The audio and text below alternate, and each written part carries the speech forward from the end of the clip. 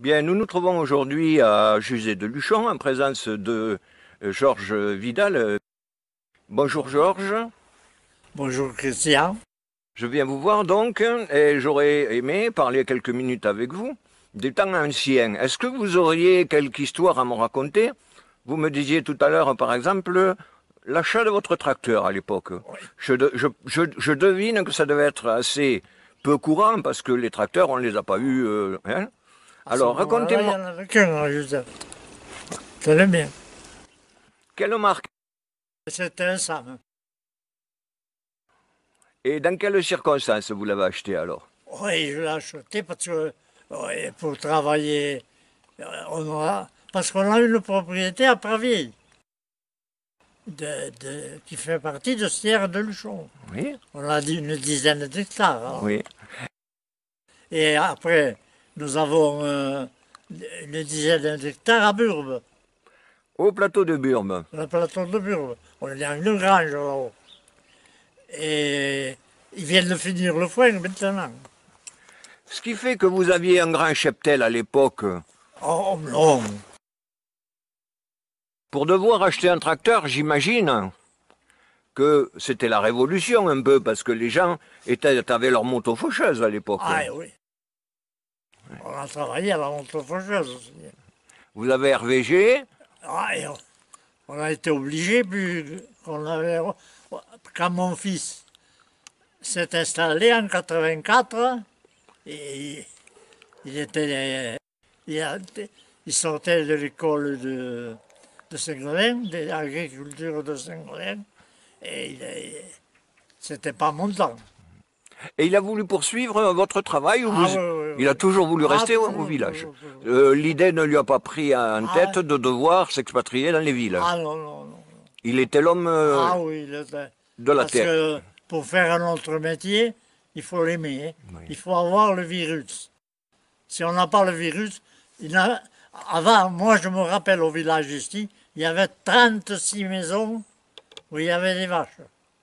36. Il en reste deux, et encore, ils ne les ont pas au village, hein, comme nous. Bon, je peux vous faire voir les tables, là. Et comme nous, au village, les gens, maintenant, ils ne supportent plus les bêtes. Il supporte plus les bêtes. Il n'aime pas la bouse sur les Ah, routes. sur les routes, c'est un drame. C'est un drame, ça fait des procès, ça fait des problèmes. Aïe, aïe. C'est-à-dire que les vacanciers, les résidents secondaires veulent arriver au village avec tout propre. Voilà, avec un tapis rouge. Et un tapis rouge pour qu'ils puissent rentrer. Voilà. Alors vous me dites que donc la population a grandement changé. À Oh, l'époque, vous étiez combien? on était 80 foyers.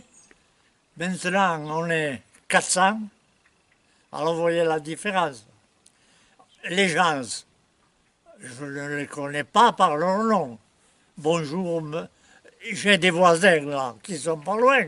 Je ne sais même pas comment ils s'appellent. C'est-à-dire que vous m'expliquez que finalement, il n'y a plus de relation entre les gens. Ah non, non. Alors, avant, vous arriviez avec un char de foin, vous aviez toujours quelqu'un, un condiment. Maintenant, zéro. Ouais. Alors on retrouvait ces habitudes lorsqu'on faisait des fêtes en commun, parce qu'il y avait le dépiquage à l'époque. Eh oui. Oh, le dépiquage ici, on ne faisait pas beaucoup. Si on faisait du seigle, Oui.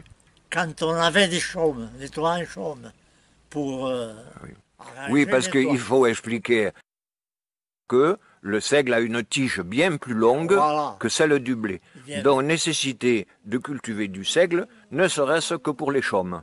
Pour les chaumes. Hein. Puis est arrivée l'ère des tôles. Voilà.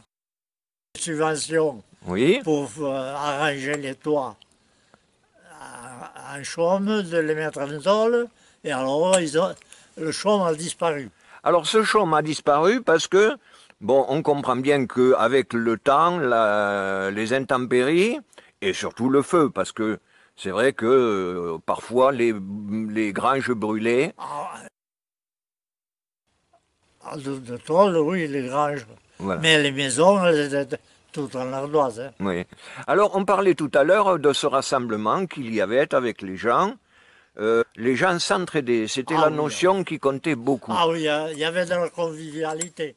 Tandis que maintenant, il n'y en a plus. Expliquez-moi cette convivialité à travers la fête du village ou autre. Comment ça se les passait? fêtes- La fête du village, elle durait une semaine. Il y avait des bouts en train, qu'on appelait, qui étaient anciens. Et alors, c'était la fête. Alors, ces fêtes, donc, puisque vous les avez bien connues, c'était avec des accordéonistes qui venaient. Ah oui. Il y en avait un à Juzette. Vous aviez qui à Et Juzet? Capéran. À Capéran, à chaque vallée. Oui. Il y avait un Eh accordéoniste. oui, il y en avait un. Il y a au Larbout, il y en avait 3 ou 4. Ah, vous aviez Madon, Madon. vous l'avez connu. Oui. Et Monique, est-ce que vous l'avez connu? Monique. Oui. De Trébons. De Trébons. Vous l'avez connu aussi. Oui. Voilà. Et ensuite, il y avait Jeannot Anaclet. Anaclète. Anaclet de Saint-Aventin. Voilà. Après, les sérénades qu'on appelle. Alors, vous, là, vous avez l'habitude des aubades et des sérénades ici. Des aubades plutôt. Racontez-moi les aubades, comment ça se passait? Et bien, les musiciens passaient ils sont venus devant la porte et ils vous jouaient l'air que vous vouliez. Voilà, alors on donne la pièce et ça y est. Et un cop de vin? Et un cop de vin? Un coup de vin? Oh, il y en a, ils ne veulent pas, mais d'autres, avant, il y avait une voiture dans le village. Hein. Oui. Maintenant, il y en a 3 par maison. Alors ces fêtes, donc, à l'époque, en fait, elles étaient très très simples parce que on faisait avec les produits de la ferme. Ah oui. On tuait un poulet ou deux. Ah oui. C'était des choses tout à Avant, on n'achetait jamais. On- Nous, on n'achète jamais de viande. J'ai 4 chèvres. Elles ont fait 6 chevreaux. On a mis les 6 chevreaux au congélateur et on mange pratiquement de la viande toujours qu'on produit. C'est directement du producteur au consommateur direct. Direct. Alors en élevage, vous m'avez dit que vous faisiez donc des bovins, des vaches. On a des bovins, on a des chevaux, Alors. on a un âne. Vous avez un âne, vous avez des Vous l'avez caprins. connu à Yves. C'est le sien. On en a hérité. Ah, c'est vous.